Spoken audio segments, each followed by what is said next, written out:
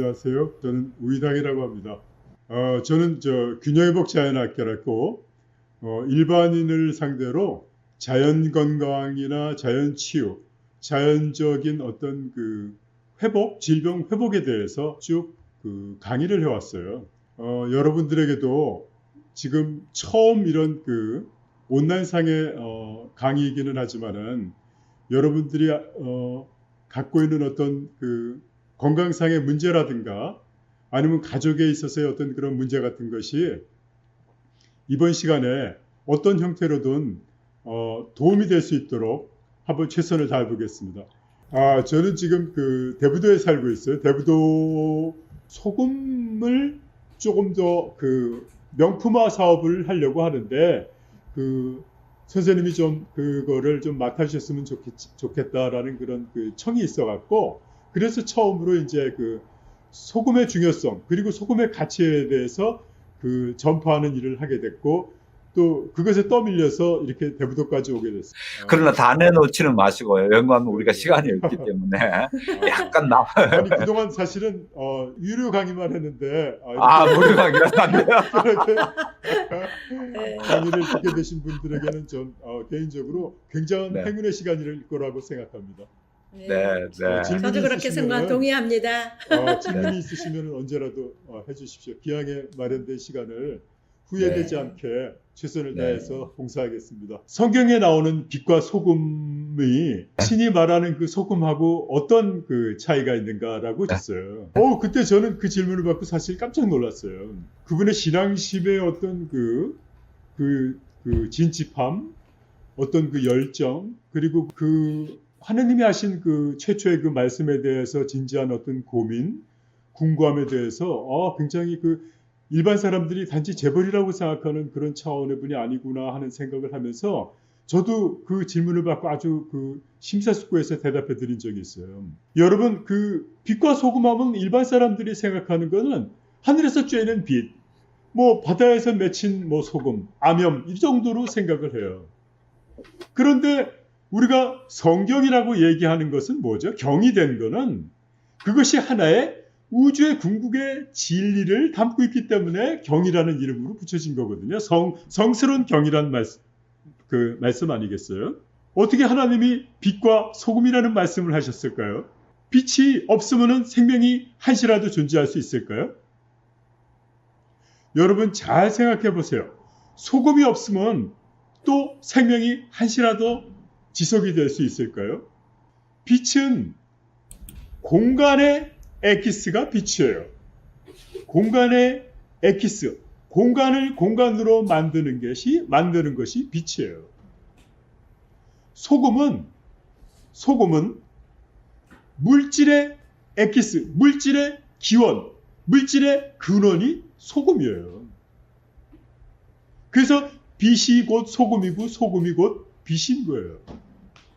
우리는 소금이 없으면 한시도 살 수가 없어요. 소금이 없는 무염식을 하게 되면은 소화가 되질 않아요. 우리가 고르실 때만 해도 매사냥을 했잖아요.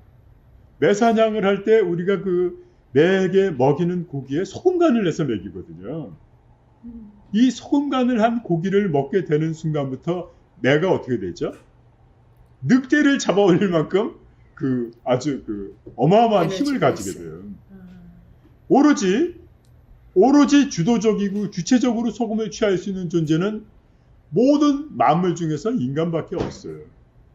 다른 건 다 인간이 흩뿌려 놓은 것에 찌꺼기를 취하든가 자연에서 다른 동물을 취하든가 하는 상태로 소금을 아주 간헐적으로 섭취할 뿐인데 염장된 고기에 맛을 들이고 또 힘을 갖추게 되면은 절대로 주인을 떠나지 않게 돼요.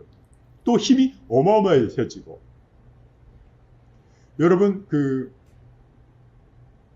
이거를 혹시 여러분들이 오해를 해서 그러면 무조건 소금을 퍼먹어도 아무 문제가 없겠구나 이렇게 또 잘못 생각하시는 분들도 있는데 사람은 적정한 염도를 넘어서게 되면 어떻게 되죠? 자기도 모르게 물을 찾게 돼요. 그런데 어떤 이론에 의해서, 어떤 그 이데올로기에서, 어떤 가치에 의해서, 어떤 교육에 의해서, 야, 소금을 먹어서는 안 된대. 소금을 먹으면 뭐 당뇨, 중풍, 뭐 고혈압, 뭐 비만, 모든 게 다 소금 탓이래. 이렇게 해서 자기 자신의 생각을 정형화한 사람들한테는 어떻게 되죠? 소금이 재앙일 수밖에 없어요. 그렇죠. 여러분 유럽 여행을 해보시면 있죠. 유럽 사람들 엄청 짜게 먹습니다. 짜게 먹어요. 미국 우리가 사람들도 일본 짜게 사람들 먹어요. 싱겁게 먹다고 생각하는데 여러분 일본 가서 라면 드셔보십시오. 소금물입니다. 네. 단지 이거는 현대의학이 식품공전에 나오는 화학소금을 소금으로 규정한 데부터 생기는 편견입니다. 우리가 식품공전에 나오는 이 소금은 바닷물을 전기분해해서 담수화하고 남은 찌꺼기로 남은 게 보니까 100% NaCl이네 해서 만들어진 소금을 순수소금이라고, 그러니까 청결한 소금, 순수소금으로 식품의 원료로 규정하면서 생긴 문제예요. 이거는 소금이 아니라 화학 합성물입니다. 여러분들은 화학 합성물을 드시면 되겠어요, 안 되겠어요? 사람이 안 되죠. 오로지 사람은 살아있는 거를 먹을 때 살 수가 있어요. 네. 죽은 걸 먹을 수가 없어요. 화학 합성물인 화학 소금을 먹게 되면은 당연히 당뇨도 더 심해지고 암도 걸리고 뭐 여러 가지 그 질병에 신장도 노출되겠죠. 나빠지고. 예. 네네. 왜냐하면은 소금의 어떤 자연적인 기운이 아니라 소금, 화학 소금을 먹게 되면은 NA는 팽창해서 혈압을 높이고 CL은 내려가는 힘 때문에 어떻게 되죠? 밑에 고여서 하체가 비만해지고 그러죠. 하지만 인체는 그 자체가 전인적인 구조예요. 그래서 네. 어느 부분이 특별하게 나빠지고 어느 부분이 특별하게 좋아지는 게 아니라 인체는 좋아지든가 나빠지든가 둘 중에 하나일 뿐이에요. 그런데 우리는 어떻게 생각하죠? 아우 이거 무좀이 말이야. 이거 아무 약을 먹어도 안 나. 무좀이 왜 생기죠? 무좀이 생기는 부위에 약을 바르고 무좀약이 얼마나 독해요? 한다고 나나요? 절대 안 나죠.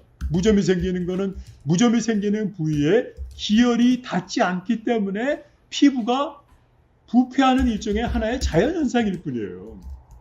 그렇죠? 그런데 그 부위가 부패하는 자연현상의 근원은 내비둔 채 거기다가 약폭탄, 뭐 연고폭탄을 붓는다고 해서 나나요? 그런데 지금 저분 같은 경우에 일단 소금뜸을 통해서 수면을 해결하고 몸의 아래쪽에 냉기를 빠지면서 어떻게 되죠? 하단으로 기혈, 따뜻한 피가 흐르게 되면서 어떻게 되죠? 자연스럽게 무좀이 쫓겨나가죠. 왜냐하면 햇빛이 안 들면은 장판이 썩지만 햇빛이 들게 되면 어떻게 되죠? 언제 거기 햇빛이 곰팡이겠었냐 싶을 정도로 벽이 깨끗해지잖아요, 여러분. 아주 간단해요, 자연의 원리는. 빛을 통하면 살게 되고, 빛을 멀리하면 죽게 되고, 사람도 우울해지고, 또 공황장애도 생기고, 그러는 거예요. 네. 또, 네. 몸의 기혈이 발만 통하네. 사방으로 통하기 때문에 손에 있는 모든 어떤 이런 장애도 자연스럽게 없어지죠. 손을 만약에 간다면 신경외과 가셨을래나? 다리를 가려면 또 어디 가고, 눈이 하면 어디 안과 가고, 코 하면 이비인후과 가고. 왜 그렇죠? 인체를 분절적인 구조, 기계적인 구조, 로봇적인 구조로 보는 과학이라는 패러다임에 여러분들이 사로잡혀 있어서 그래요.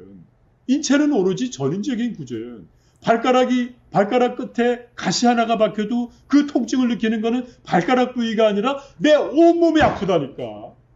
손톱에 조그만 가시가 박혀도 손톱만 아픈 게 아니라 내 온몸이 아프다고. 그렇죠. 그래서 근원에 대한 것, 병이 어디서 출발했나를 생각을 해야 된다는 거죠. 그런데 우리가 이 소금이 아까 소금을 상징적으로 뭐라 그랬죠?